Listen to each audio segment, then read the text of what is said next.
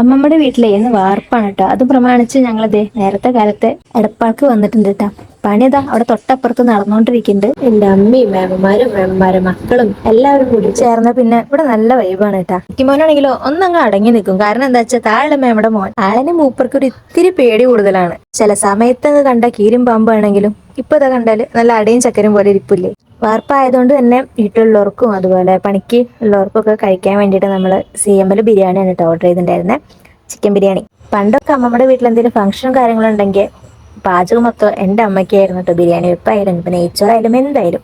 ഇപ്പൊ 2-3 കൊല്ലമായിട്ട് അടുപ്പിച്ചിട്ട് ഞങ്ങൾ CML ബിരിയാണിയാണ് കേട്ടോ വാങ്ങാറുള്ളത്. നല്ല സൂപ്പർ ബിരിയാണിയാണ്. നമുക്ക് എടപ്പാള് ഭാഗത്തുള്ളവർക്കൊക്കെ നന്നായിട്ട് അറിയാം. വാർപ്പൊക്കെ കഴിഞ്ഞ് പണിക്കാരൊക്കെ ഇങ്ങനെ നീങ്ങിയപ്പോൾ ഞങ്ങളിതാ പണിയൊക്കെ എവിടം വരെ ആയി നോക്കാൻ വേണ്ടിയിട്ട് അങ്ങോട്ട് ഇറങ്ങിയായിരുന്നേ. അപ്പൊ മേമമാരും കൂടെ പോന്ന്.